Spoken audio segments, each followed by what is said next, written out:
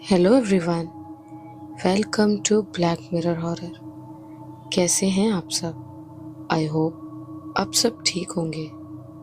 आज मैं आप सभी के लिए एक और नई खौफनाक कहानी लेकर आई हूँ और उम्मीद करती हूँ कि आपको ये कहानी पसंद आएगी।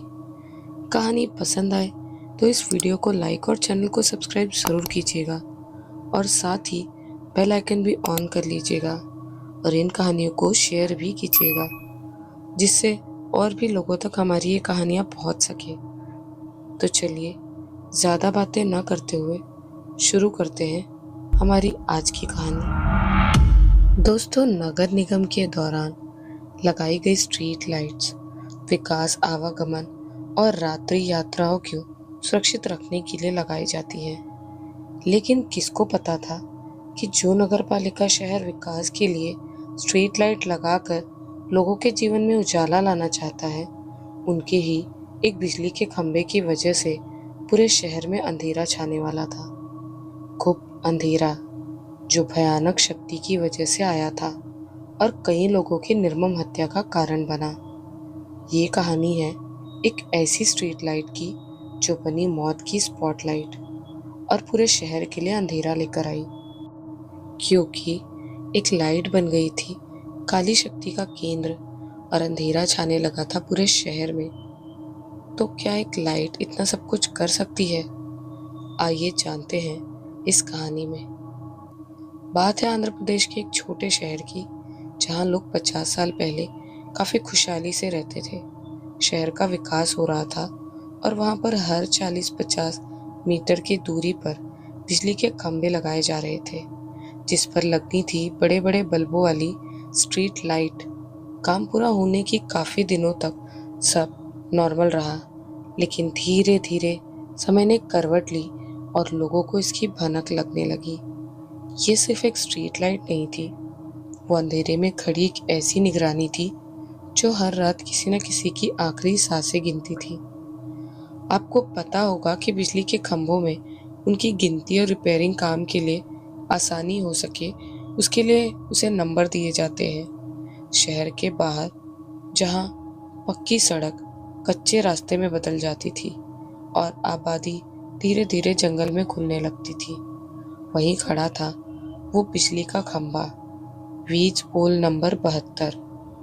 दिन में वो बिल्कुल सामान्य दिखता था, लेकिन रात होते ही उसकी पीली रोशनी किसी चेतावनी की तरह जमीन पर फैल जाती थी, मानो कह रही हो यहाँ मत रुको।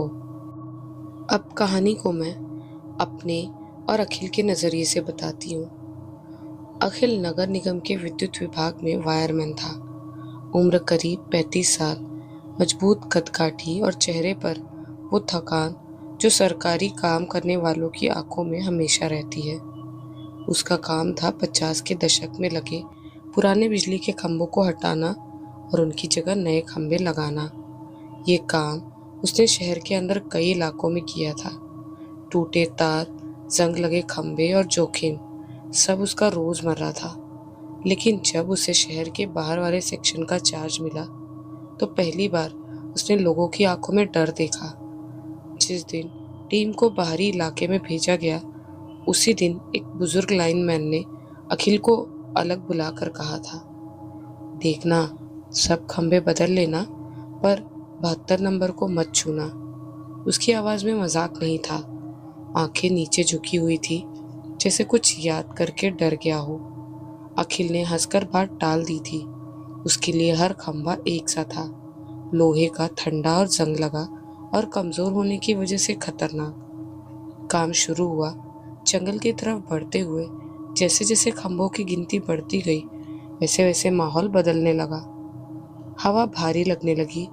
दिन के समय भी वहां अजीब सी नमी और सन्नाटा था। मजदूर बिना वजह चिड़चिड़े रहने लगे। कोई बार बार पीछे मुड़कर देखता, कोई अचानक सिर पकड़कर बैठ जाता। पहले हफ्ते में ही 2 मजदूरों ने काम छोड़ दिया। बोले रात को नींद नहीं आती, बुखार रहता है, लगता है कोई देख रहा है। सबने बात हल्के में ली, लेकिन अचानक फिर पहली मौत हुई। एक मजदूर जो रोज साइकिल से घर जाता था, शाम को काम खत्म होने के बाद उसी सड़क पर गिरा मिला।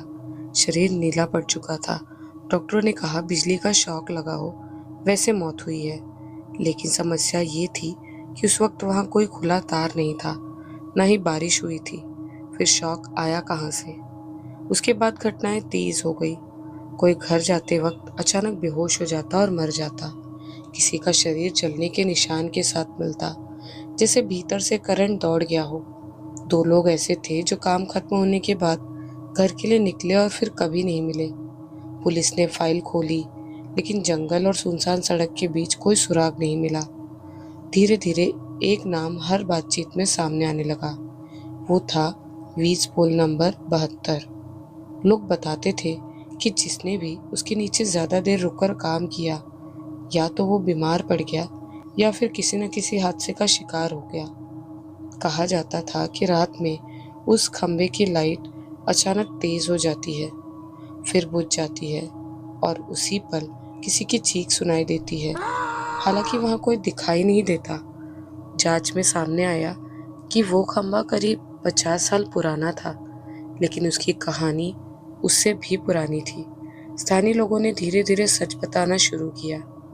कहा जाता था कि उस जगह खंबा लगने से पहले किसी व्यक्ति की अकाल और बेरहमी से हत्या कर दी गई थी। लाश को वहीं जमीन में दबा दिया गया था।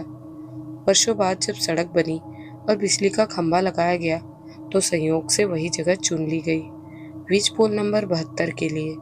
किसी को अंदाजा नहीं था कि लोहे का वो खंबा एक दबी हुई शक्ति के ऊपर खड़ा हो रहा था। इसके बाद जो भी हुआ वो हादसा नहीं माना जा सकता।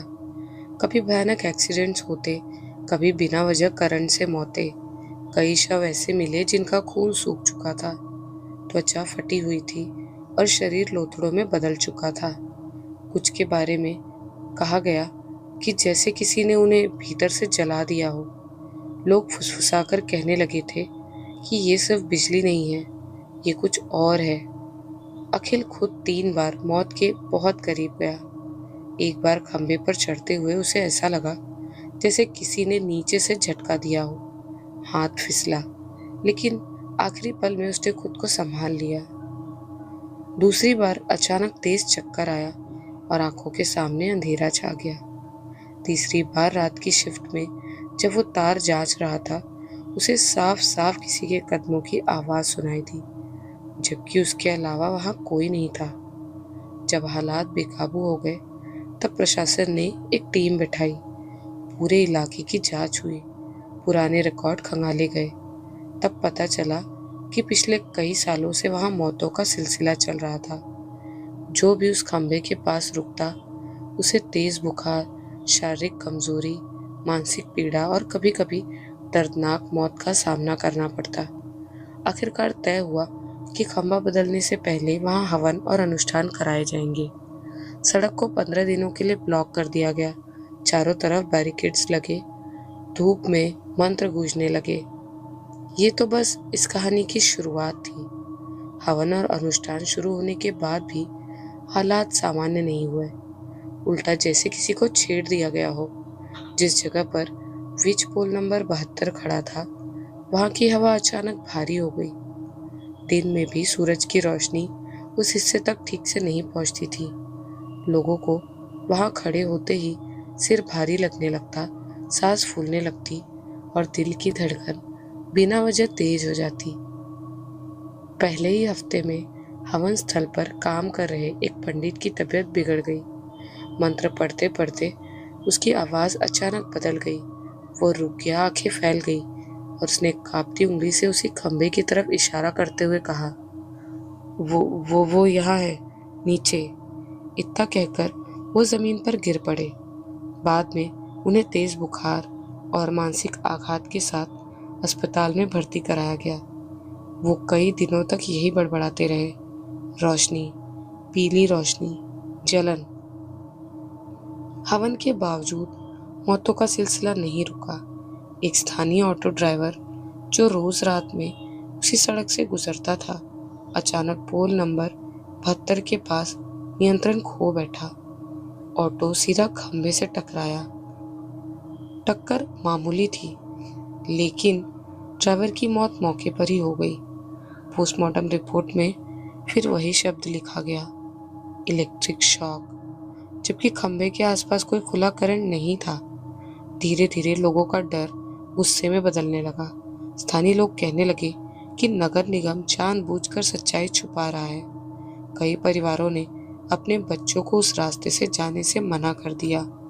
शाम ढलते ही सड़क सुनसान हो जाती, दुकानें जल्दी बंद होने लगी। कोई भी उस पीली रोशनी के नीचे खड़े होने की हिम्मत नहीं करता। अखिल की हालत भी बिगड़ रही थी। रात में उसे सपने आने लगे। वो देखता कि वही खंभा उसके कमरे में खड़ा है, पीली लाइट जल रही है और उसके नीचे कोई खड़ा है, एक चेहरा जला हुआ, आंखें काली और मुंह से बिजली की चिंगारियां निकलती हुई। वो नींद से चिल्लाकर उठ जाता, पूरा शरीर पसीने से भीगा होता। एक रात काम खत्म होने के बाद अखिल ने खुद महसूस किया कि जैसे उसका कोई पीछा कर रहा हो। सड़क खाली थी, लेकिन उसे पीछे से पैरों की आवाज सुनाई दे रही थी। उसने मुड़कर देखा, कुछ नहीं। लेकिन तभी पोल नंबर 72 की लाइट तेजी से झिलमिलाई और अचानक बुझ गई। उसी पल अखिल के कानों में एक तेज चीख गूंजी। वो घबरा गया और दौड़ने लगा। अगले दिन उसे तेज बुखार और हाथों में जलन के निशान मिले, जैसे किसी ने भीतर से झटका दिया हो। टीम की जांच आगे बढ़ी। पुराने रिकॉर्ड में पता चला कि उस जगह पर 50 साल पहले एक व्यक्ति की बेरहमी से हत्या हुई थी। वो नगर निगम में ही काम करता था, एक अस्थायी मजदूर। उसने किसी बड़े अधिकारी की अवैध गतिविधियों का विरोध किया था। एक रात उसे उसी जगह बुलाया गया, पीटा गया और जिंदा दफना दिया गया। मामला दबा दिया गया, कोई रिपोर्ट नहीं बनी। उसकी मौत कागजों में भी कभी दर्ज नहीं हुई। लोगों का मानना था कि वही आत्मा अब भी वहां भटक रही है। वो रोशनी के जरिए लोगों को आकर्षित करती है। जो रुकता है वही उसका शिकार बनता है। बिजली सिर्फ माध्यम है, असली हमला उस आत्मा का है। हालात इतने बिगड़ गए कि प्रशासन ने पूरे इलाके को हाई रिस्क जोन घोषित कर दिया। रात में पुलिस पेट्रोलिंग बढ़ा दी गई, फिर भी घटनाएं रुक नहीं रही थी। एक पुलिस कांस्टेबल जो गश्त पर था, सुबह पोल नंबर 72 के नीचे बेसुध मिला। जिंदा था, लेकिन मानसिक रूप से टूट चुका था। वो बस यही दोहराता रहा, उसने मुझे बुलाया, रोशनी ने मुझे बुलाया। डर अब सिर्फ अफवाह नहीं रहा था, वो हर घर, हर दिमाग में उतर चुका था। और इन सब के बीच अखिल को एहसास होने लगा कि ये सब उसे किसी न किसी तरह अपनी ओर खींच रहा है, जैसे पोल नंबर 72 उसे चुन चुका हो। अब ये पूरी तरह स्पष्ट हो चुका था कि वीज पोल नंबर 72 कोई साधारण बिजली का खंभा नहीं था। वो लोहे, तारों और बल्ब का ढांचा भर नहीं था, बल्कि वो एक ऐसी सीमा बन चुका था जहां जीवित इंसान और मृत आत्माओं के बीच का अंतर धीरे धीरे मिटने लगा था। टीम की जांच रिपोर्टें, पुलिस रिकॉर्ड्स और अस्पतालों की मेडिकल फाइलें सब एक ही दिशा में इशारा कर रही थी, लेकिन कोई भी उस सच्चाई को जोर से बोलने की हिम्मत नहीं कर पा रहा था, क्योंकि जो सामने आ रहा था वो तर्क और विज्ञान से परे था। अखिल अब काम पर लौटने की स्थिति में नहीं था। उसका शरीर देखने में पूरी तरह ठीक था, लेकिन भीतर से वो टूट चुका था। उसे अक्सर ऐसा महसूस होता जैसे उसकी नसों में बिजली दौड़ रही हो। कभी उसकी उंगलियां बिना वजह झटके से मुड़ जाती, तो कभी उसकी आंखों के सामने पीली सी रोशनी चमकने लगती। ये डर नहीं था, अखिल समझ चुका था कि ये किसी का बुलावा था जो उसे बार बार उसी जगह की ओर खींच रहा था। टीम ने जब पुराने नगर निगम के दस्तावेज खंगाले तो एक नाम बार बार सामने आया, रघुवीर। लगभग 50 साल पहले वो भी उसी विभाग में वायरमैन का हेल्पर था। ईमानदार, नियमों का पालन करने वाला और गलत के खिलाफ आवाज उठाने वाला। उसने देखा था कि किस तरह घटिया सामग्री के खंभे लगाए जा रहे हैं, कैसे बिलों में हेराफेरी हो रही है। उसने शिकायत की थी और उसी रात उसे हमेशा के लिए चुप करा दिया गया। कागजों में लिखा था कि रघुवीर काम छोड़कर कहीं चला गया है, लेकिन असलियत कहीं ज्यादा भयावह थी।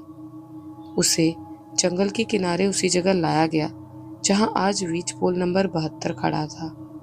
उसे बेरहमी से पीटा गया, उसके हाथ पैर तोड़े गए और अधमरी हालत में जमीन में दबा दिया गया। ऊपर मिट्टी नहीं बल्कि कंक्रीट डाली गई। कुछ महीनों बाद उसी जगह संयोग से बिजली का खंभा खड़ा कर दिया गया। रघुवीर वहीं मरा नहीं था, वो जिंदा था, अंधेरे में दबा हुआ उस करंट के ठीक नीचे। जब ये सच्चाई सामने आई तो बड़े शास्त्री को दोबारा बुलाया गया। इस बार हवन या सामान्य अनुष्ठान के लिए नहीं बल्कि सीधे सामना करने के लिए। शास्त्री ने एक ही वाक्य में स्थिति स्पष्ट कर दी। ये आत्मा शांति नहीं चाहती, ये इंसाफ चाहती है।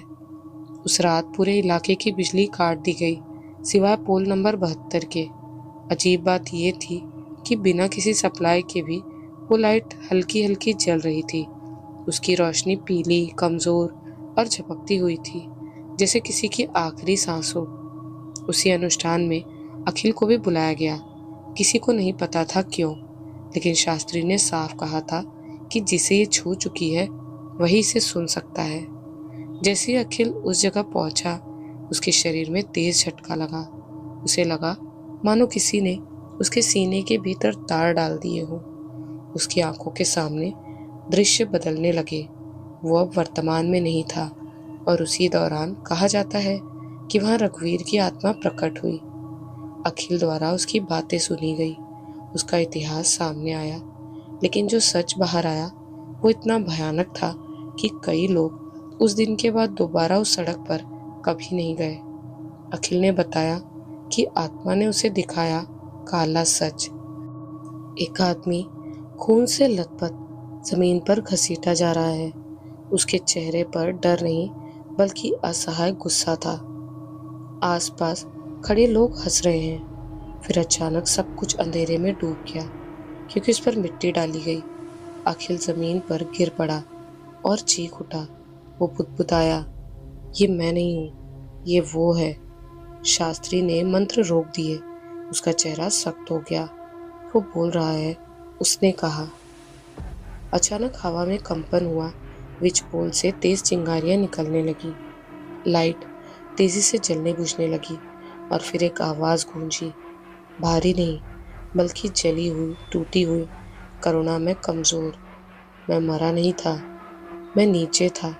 मेरी सांसें चल रही थी और ऊपर मिट्टी डाली जा रही थी। फिर आसपास की जमीन हल्के से कांपने लगी। स्कूल के स्टूडेंट्स की मौतें, एक्सीडेंट्स, करंट से जले शरीर, सब जैसे एक एक कर सामने आने लगे। ये साफ हो गया कि आत्मा बेवजह मार नहीं रही थी, वो वही कर रही थी जो उसके साथ किया गया था। जिसने मुझे जिंदा दफनाया था वो आज भी जिंदा है, एक भारी आवाज में उसने कहा। ये सुनते ही कुछ अधिकारियों के चेहरे सफेद पड़ गए क्योंकि उसने एक नाम लिया, वही अधिकारी जो आज रिटायर होकर सम्मानित जीवन जी रहा था। अचानक पोल नंबर 72 से जोरदार विस्फोट हुआ। एक पुलिसकर्मी दूर जा गिरा। उसी पर लाइट बुझ गई और पूरे इलाके में घना अंधेरा छा गया।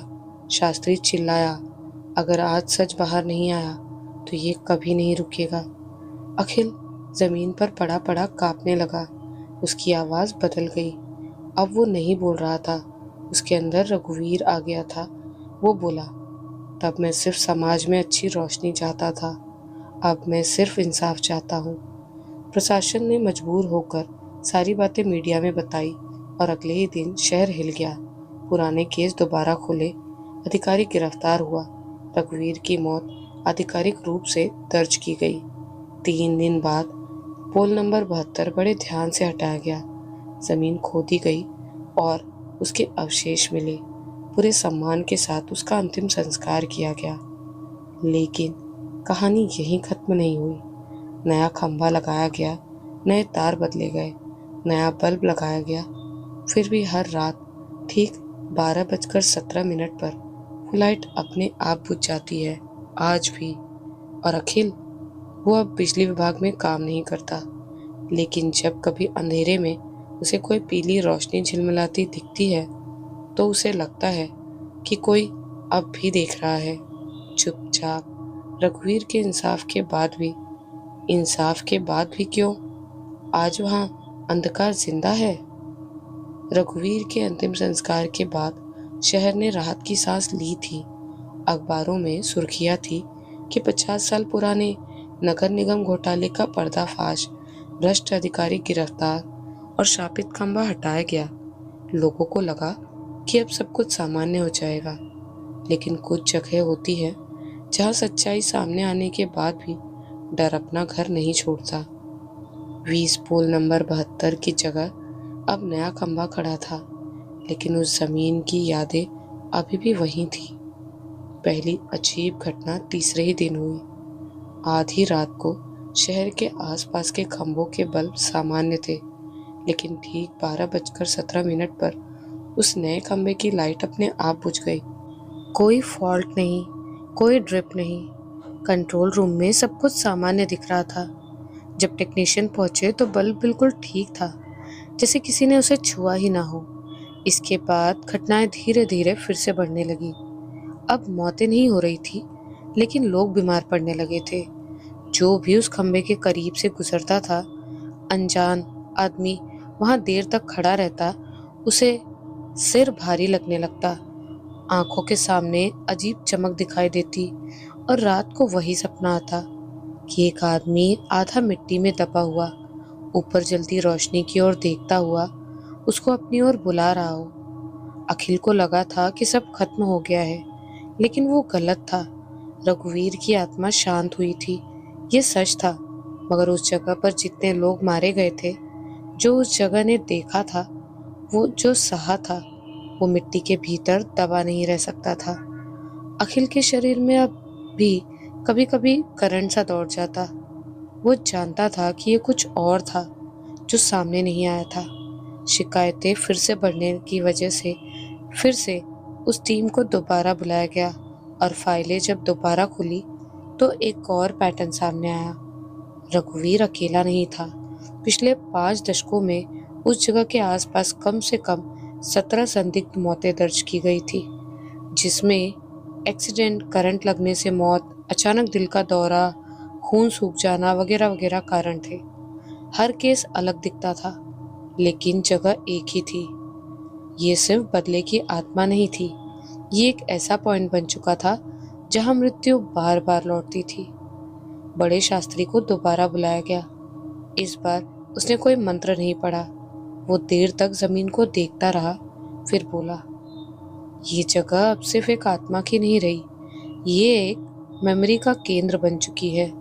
जहाँ एक बार अन्याय होता है, वहाँ और अन्याय खींचे चले आते हैं। सरल भाषा में कहूँ तो ये जगह अब नकारात्मकता के चपेट में थी। एक रात पहली बार लोगों ने देखा, नया खंबा तो खड़ा था, लेकिन उसकी परछाई अजीब थी। वो सीधी नहीं गिरती थी, वो जमीन पर फैलती थी, जैसे किसी इंसान की देह हो जो रेंग रही हो। कुछ लोगों ने दावा किया कि उन्होंने परछाई के भीतर चेहरे देखे, जले हुए, सूखे हुए, मुंह खोले हुए। अखिल ये सब न्यूज़ सुनकर अब हर रात जागने लगा था।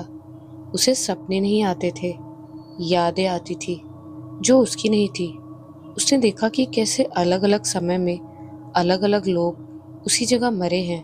किसी को धक्का दिया गया, कोई करंट से चिपक गया, कोई भागते हुए गिरा और वहीं खत्म हो गया। हर बार लाइट जलती और बुझ भी जाती, और फिर एक रात लाइट नहीं बुझी। 12:17 पर वो और तेज जल उठी, इतनी तेज कि आसपास के घरों की खिड़कियां चमक उठी। ये देखकर लोग बाहर निकल आए। हवा में अजीब सी गंध थी जो जली हुई धातु और सड़ी मिट्टी की थी। अखिल को लगा कि अगर वो अभी नहीं गया तो कुछ बहुत गलत हो जाएगा।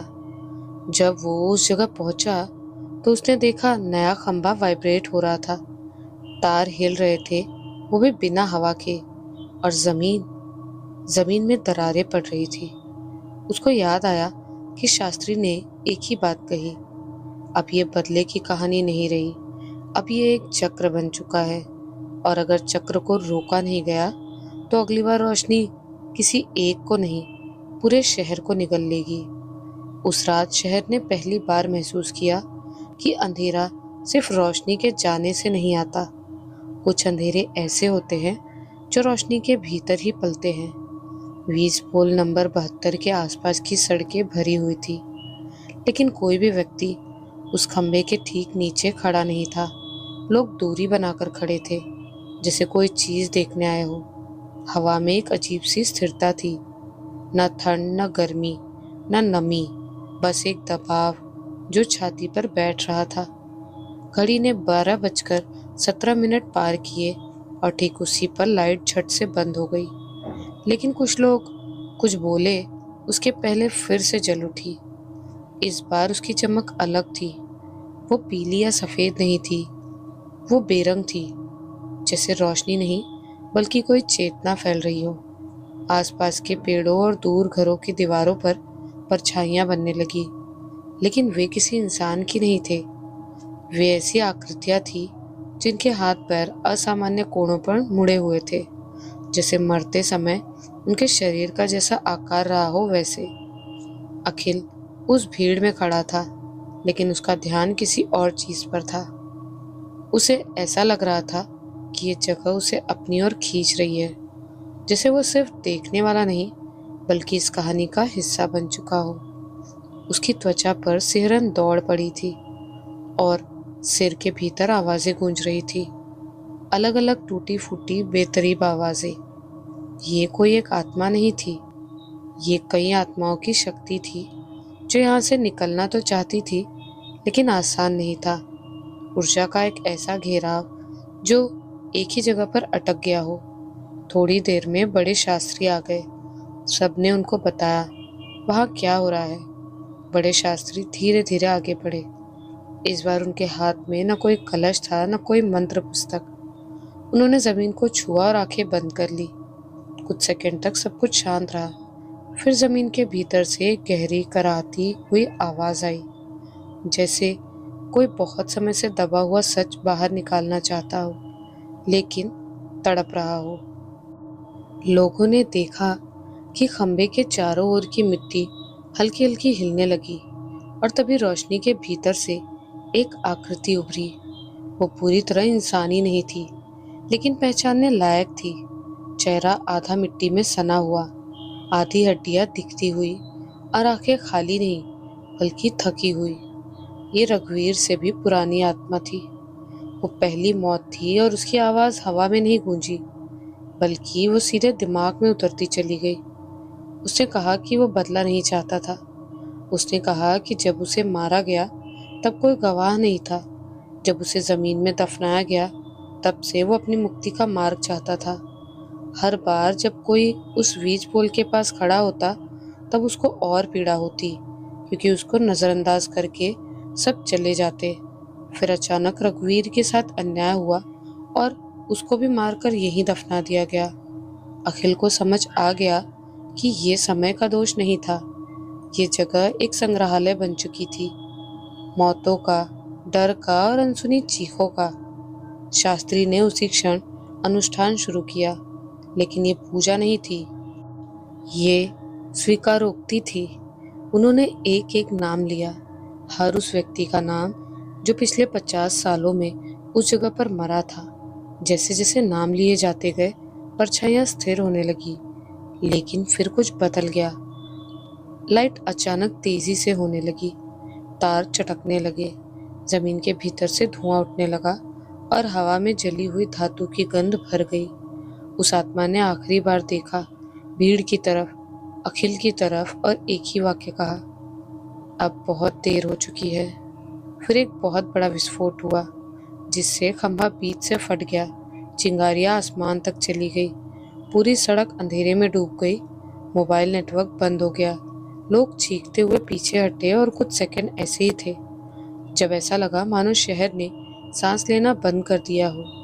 जब बिजली लौटी तो खंभा वहां नहीं था, उसकी जगह एक गहरा गड्ढा था, और उस गड्ढे में हड्डियां, बहुत सारी हड्डियां थी, अलग अलग समय की, अलग अलग लोगों की हड्डियां।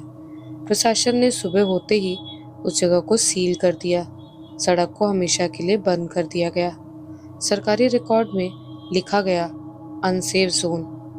बहुत समय बाद रोड शुरू किया और उस लाइट को बंद ही रहने दिया। लेकिन पूरा शहर जानता था कि सिर्फ वही जगह अनसेफ नहीं थी। आज भी सालों बाद वहाँ कोई लाइट नहीं है, कोई खंभा नहीं, लेकिन लोग कहते हैं कि अगर आज भी आप आधी रात को वहाँ खड़े हो तो आपको ज़मीन के भीतर से हल्की सी चमक दिखती है, जैसे कोई अब भी रोशनी जलाए बैठा हो। और अगर आपने देर कर दी तो वो रोशनी आपको भी देख लेती है। इसीलिए नगर निगम के नक्शों में आज भी पोल नंबर 72 ना तो हटाया गया है, ना बदला गया है और ना ही फिर से चालू किया गया है। वहां पर बस एक शब्द लिखा है अनअसाइन, क्योंकि कुछ जगह ठीक नहीं की जाती, उन्हें बस समय पर छोड़ दिया जाता है। तो आपको ये कहानी कैसी लगी हमें कमेंट्स में ज़रूर बताइएगा। और अगर आपको भी ऐसी किसी जगह के बारे में पता हो और आप उस जगह के बारे में कहानी सुनना चाहते हैं तो उस जगह का नाम हमें कमेंट में या ईमेल के थ्रू या हमारे इंस्टा में डीएम के थ्रू हमें भेज सकते हैं, और हम उस पर रिसर्च करके आपके लिए उस जगह की कहानी ज़रूर लेकर आएंगे। साथ ही अगर आप हमें उस कहानी के बारे में बताते हैं या कोई टॉपिक सजेस्ट करते हैं तो आपका नाम भी उस कहानी के स्टार्टिंग में या एंड में हम ज़रूर बताएंगे कि आपने ये कहानी या ये टॉपिक हमें सजेस्ट किया है। तो अगर आप लोगों के पास ऐसी कोई जगह या ऐसी कोई इंसिडेंट्स हो तो आप हमें ज़रूर सजेस्ट कर सकते हैं और हम उस पर आपके लिए ज़रूर कहानियाँ लेकर आएंगे। तो मिलती हूँ बहुत जल्द आप सभी से एक नए वीडियो में ऐसी ही नई और डरावनी कहानियों के साथ। तब तक के लिए बाय एंड टेक केयर।